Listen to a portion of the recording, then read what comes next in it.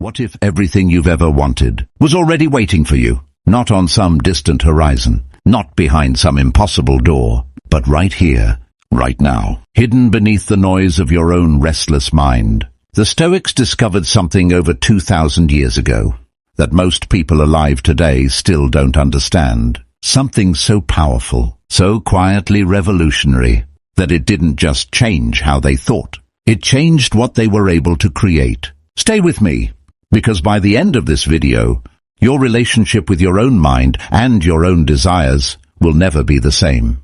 If you're new here, welcome. This channel exists for one reason: to take the ancient wisdom of the greatest philosophical minds in history and translate it into something real, practical, and deeply transformative for your life today. And today, we are going somewhere profound. Most people come to Stoicism looking for strength, for discipline, for armor against the storms of life, and they find it. But what very few people discover, what most teachers completely overlook, is that Stoicism is also one of the most powerful manifestation philosophies ever written. Now, before anyone clicks away, let me be clear about something. We are not talking about wishful thinking. We are not talking about vision boards, or repeating affirmations in the mirror, or thinking positively while the world falls apart around you. We are talking about something far older, far deeper, and far more effective. We are talking about what Marcus Aurelius called the discipline of desire. We are talking about what Epictetus understood as the only true freedom. We are talking about what Seneca practiced every single morning before the sun rose. A mental ritual so precise, so intentional that it turned ordinary men into extraordinary ones. Here is the central paradox at the heart of Stoic manifestation. You cannot attract what you are desperately chasing, but you will naturally draw toward you everything that aligns with who you are becoming. Read that again. Let it settle, because that sentence contains more practical wisdom than most self-help books combined. Today we are going to unpack exactly what this means. We are going to walk through the 5 Stoic secrets to relaxing your mind so completely, so precisely that you stop forcing your desires into existence, and instead, you become the kind of person those desires cannot resist. This is the video I wish someone had shown me years ago. So if you're ready, let's begin. The foundation. What the Stoics actually believed about desire. Let's go back. 330 BC, Athens, Greece. A man named Zeno of Citium suffers a shipwreck and loses everything he owns. He washes ashore in Athens with nothing. No money, no status, no direction. Most people in that moment would crumble. Most people would spend the rest of their lives rebuilding what was lost. Anxiously, desperately, with white-knuckled determination, Zeno did something different. He walked into a bookshop. He picked up a copy of Xenophon's Memorabilia, stories about Socrates, and he asked the bookseller, "Where can I find men like this?" The bookseller pointed to a philosopher passing by outside. Zeno followed him, and from that single, calm, unhurried moment of curiosity, Stoicism was born. Here is what strikes me most about that story. Zeno didn't manifest a new ship. He didn't frantically try to reclaim what the sea had taken. He let the storm reveal his direction. This is the first secret of Stoic manifestation, and it's one most people never understand. Your greatest losses are often the universe's way of redirecting your energy toward your true path.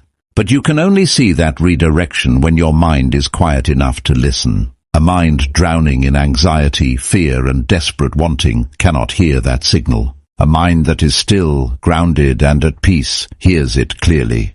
Marcus Aurelius and the Inner Citadel.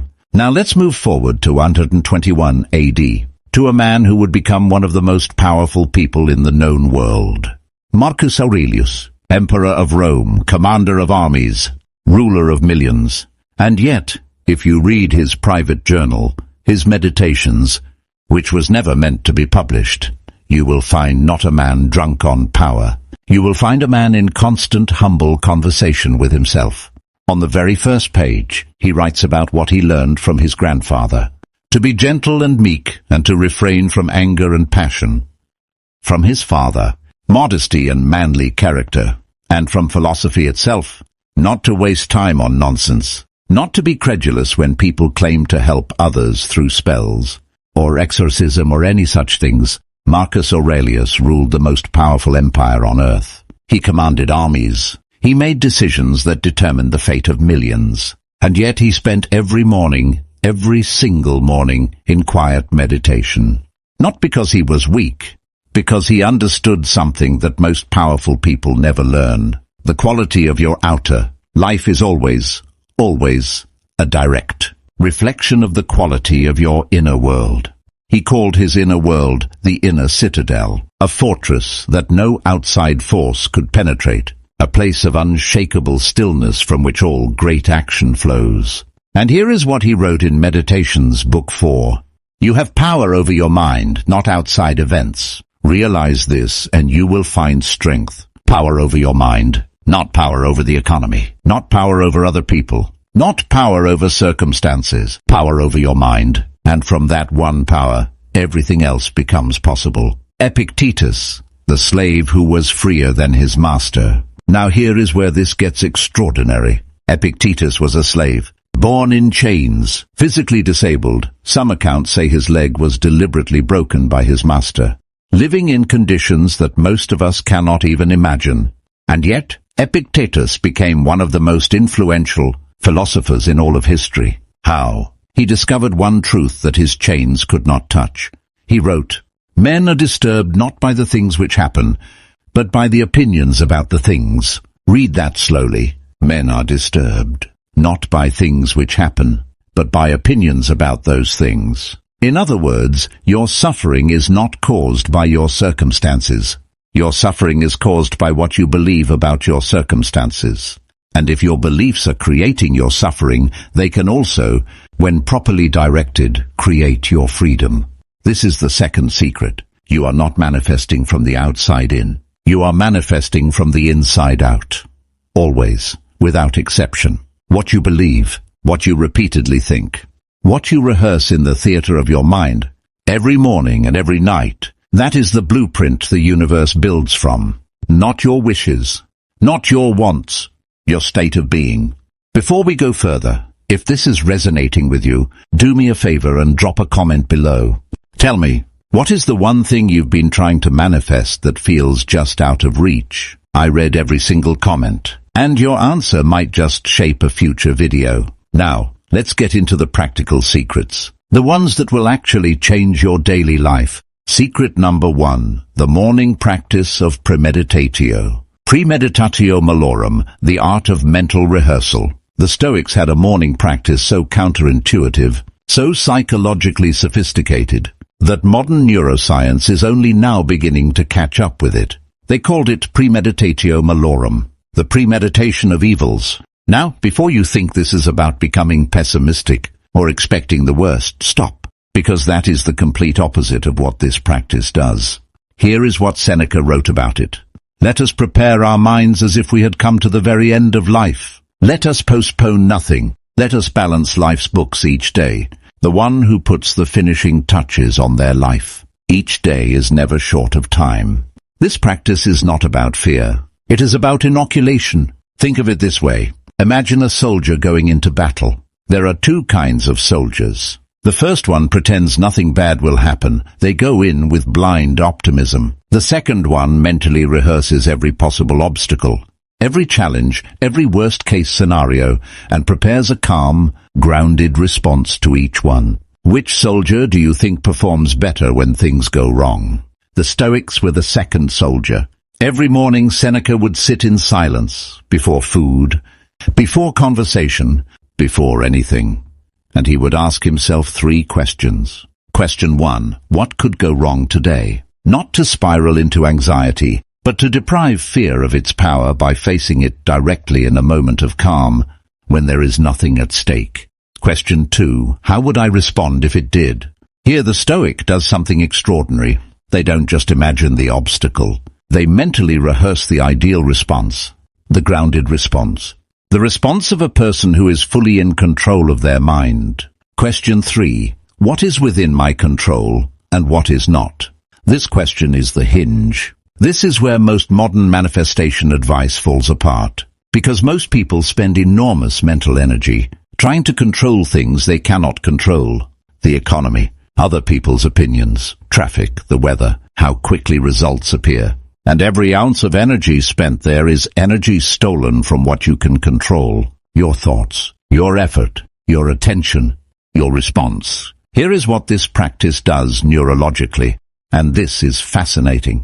When you repeatedly rehearse a scenario, even mentally, your brain builds the same neural pathways it would build if the event had actually happened. You are literally training your nervous system to remain calm in conditions that would otherwise trigger panic. You are building what the Stoics called equanimity. And equanimity, true, deep, unshakable calm, is the soil in which manifestation grows. Because here is the truth about manifesting your desires. You will never build your best life from a place of anxiety. You will only build it from a place of clarity. Anxiety scatters your energy in 1,000 directions. Clarity concentrates it like a laser. The Stoic morning practice is a daily act of cultivating that clarity. The Stoic morning protocol, what it actually looks like. Here is what I want you to do tomorrow morning. Not someday, tomorrow. Before you check your phone. Before you speak to anyone. Before you eat or drink anything but water. Find 5 minutes of silence. Sit upright. Close your eyes. Take 3 slow, deep breaths. Then open your journal, or simply hold the questions in your mind, and work through these 3 reflections. 1. What is the most important thing I want to create or become today? 2. What obstacles might stand between me and that, internally or externally? 3. How would my best, most grounded self respond to each of those obstacles?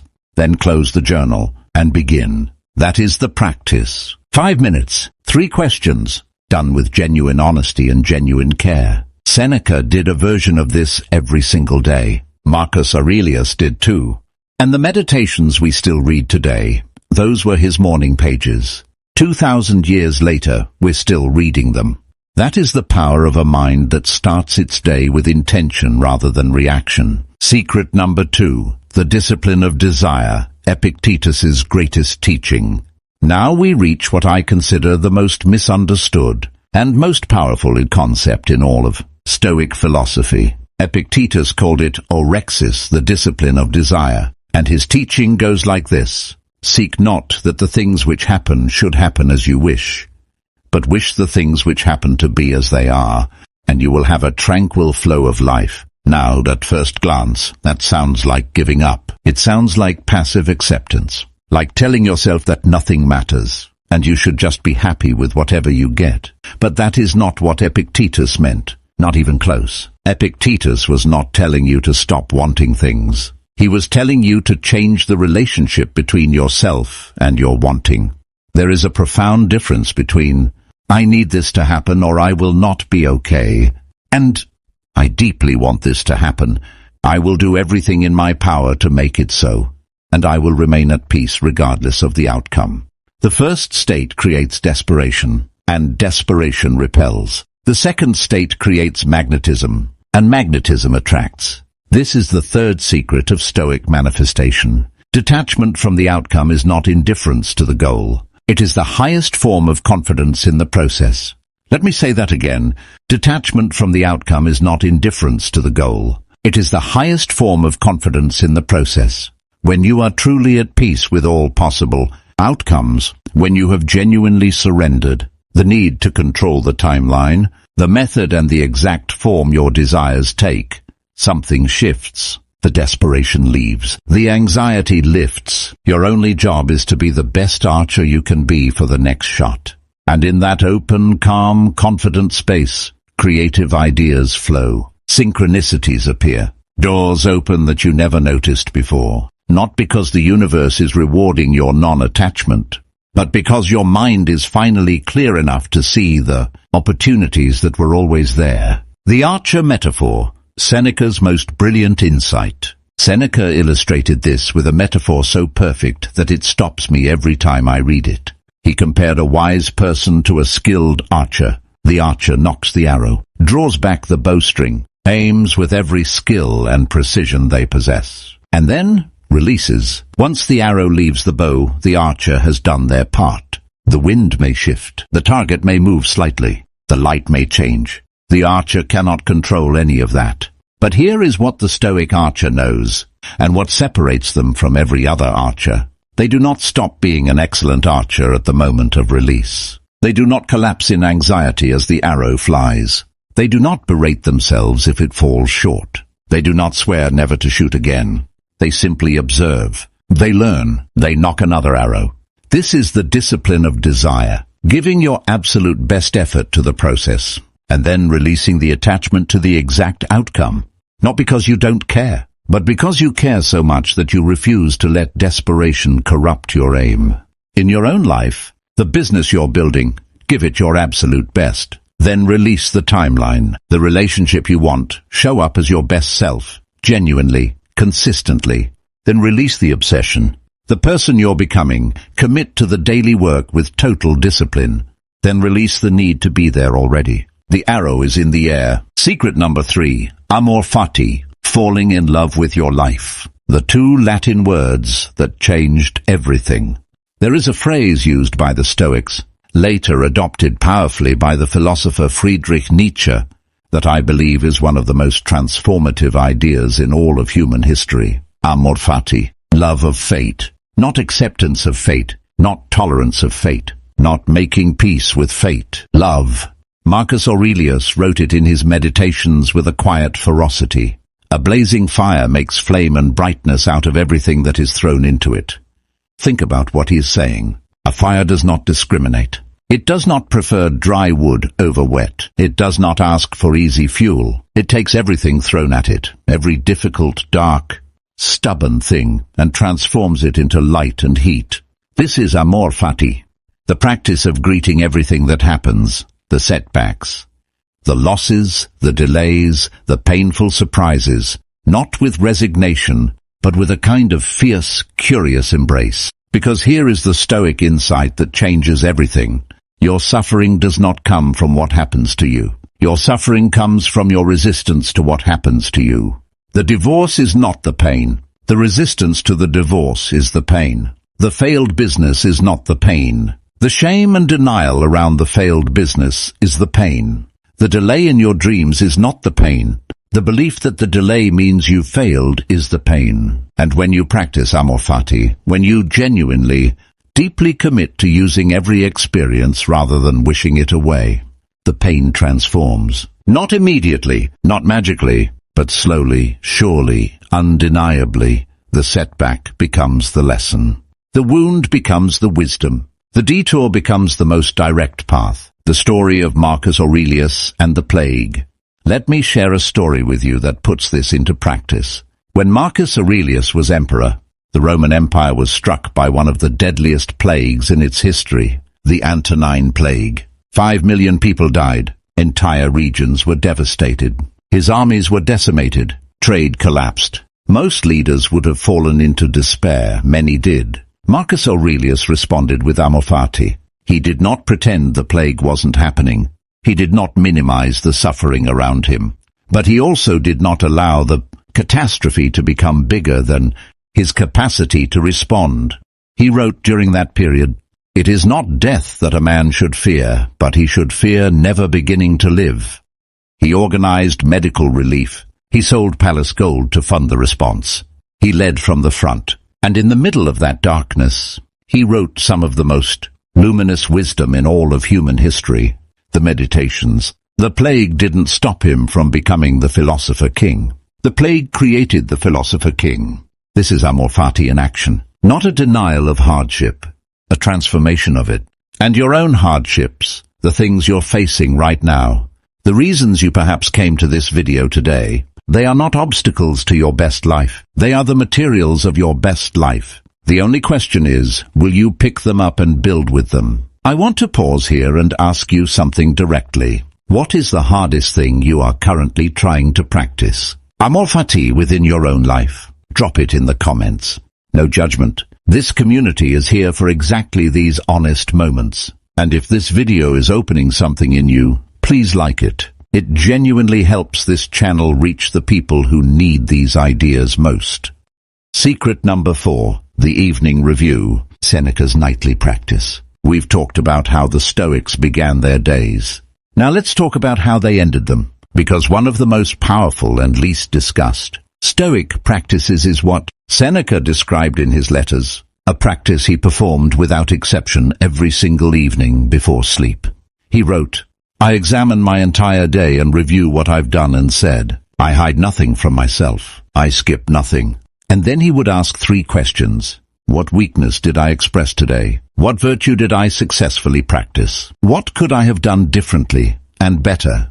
This was not self-punishment. Seneca was clear about that. He said the spirit of this review should be gentle, like a friend examining a friend, rather than a judge sentencing a criminal. But he also said it should be honest, completely unflinchingly honest, because here is the deep truth this practice rests on. You cannot change what you do not first acknowledge. Most people go through their days on autopilot.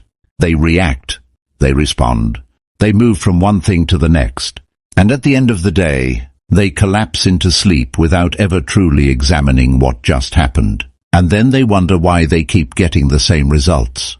The Stoics understood something that modern psychology confirms. Reflection accelerates growth faster than almost any other practice. Not passive reflection, not vague rumination, specific, structured, compassionate honesty. What this does for manifestation. Here is why this matters so deeply for manifesting what you want. Most of the gap between where you are and where you want to be is not caused by a lack of opportunity. It is not caused by bad luck or unfair circumstances. It is caused by unconscious patterns, habitual responses, unexamined beliefs that are shaping your actions in ways you cannot see. The Stoic evening review shines a light on those patterns, night by night, gently but honestly, without drama or self-destruction. Over weeks and months of this practice, something remarkable happens.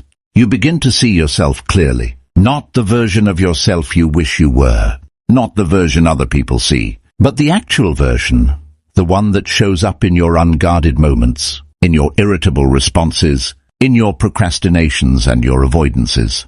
And when you see that version with Stoic compassion, clearly, without flinching, without self-hatred, you begin to change it, thought by thought, choice by choice, day by day. This is how Marcus Aurelius became Marcus Aurelius, not in one dramatic transformation, not from one great insight, but from 30 years of quiet, nightly conversation with himself, asking, who was I today, and who do I intend to be tomorrow?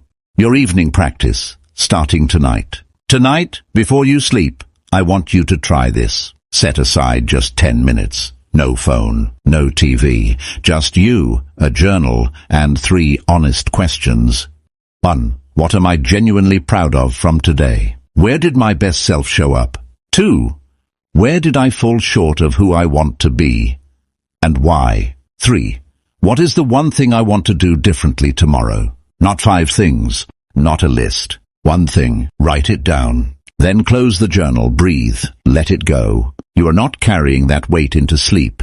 You are depositing it, consciously noted, consciously released. And tomorrow, you begin from a slightly cleaner, slightly clearer foundation. Do this for 30 days.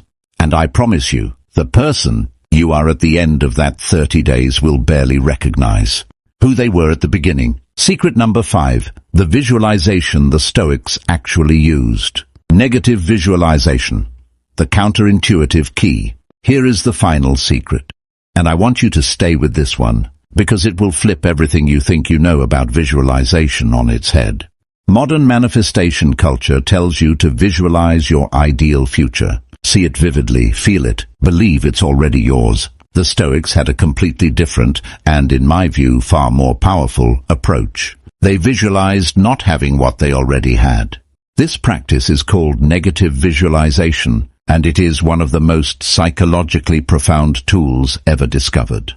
Seneca described it this way: rehearse mentally the loss of what you love. Then you will love it more completely while you have it. Here is how it works. Imagine, truly imagine, that you did not have your eyesight. Picture waking up tomorrow and the world is dark. Now open your eyes. What do you see? What suddenly matters more than it did 10 minutes ago? Imagine you did not have your health. Imagine you did not have the people you love. Imagine you did not have the mind you use to think these very thoughts. Now bring them back. Do you feel it? That quiet, almost overwhelming rush of gratitude. That is negative visualization working. And here is why this is the most powerful manifestation practice in the Stoic toolkit. Why this creates manifestation. Gratitude is not just a pleasant feeling.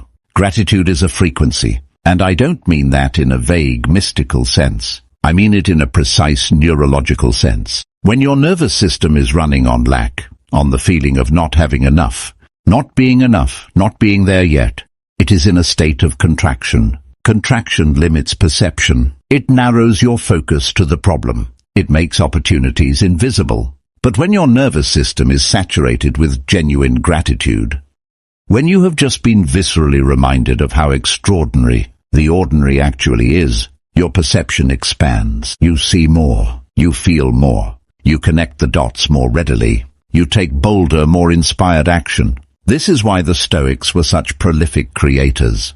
Not despite their philosophy of enough, but because of it. Marcus Aurelius governed an empire and wrote immortal wisdom. Seneca advised the most powerful men in Rome, and wrote over 100 letters and essays. Epictetus, owning nothing, created a philosophical school that influenced centuries.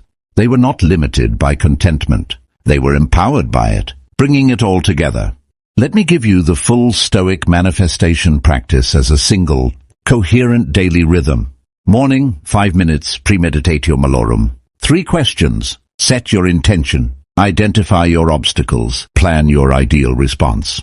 Throughout the day, discipline of desire. Give your best to the process. Release your grip on the outcome. Act from strength, not from fear.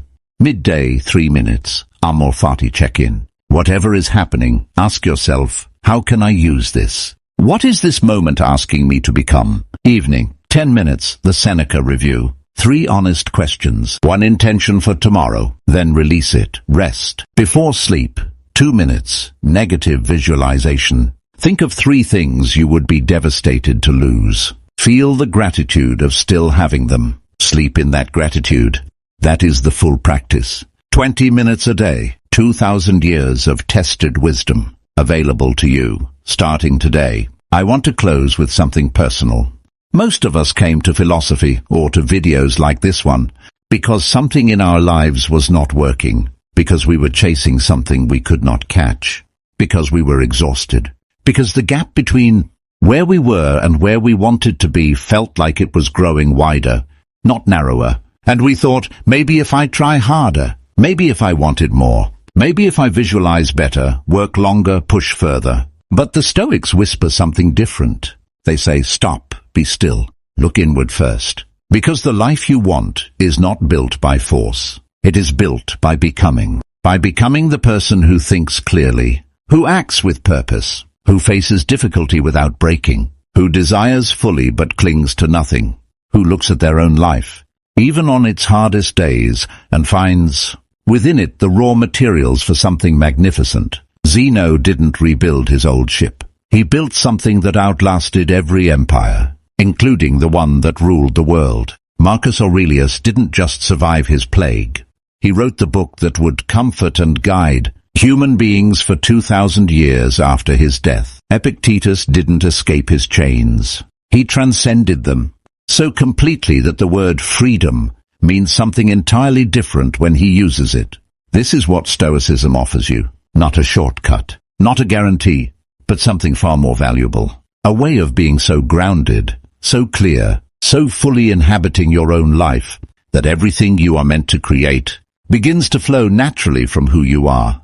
Relax your mind, not because nothing matters, but because everything that truly matters can only be built from a place of peace. If this video moved something in you, if even one idea landed in a way that feels like it might change something, please like this video. It takes 1 second, and it genuinely changes how many people this wisdom reaches. Subscribe to Wisdom of the Stoics. Every week, we go deeper into these ancient ideas, and we make them real for the life you're living right now.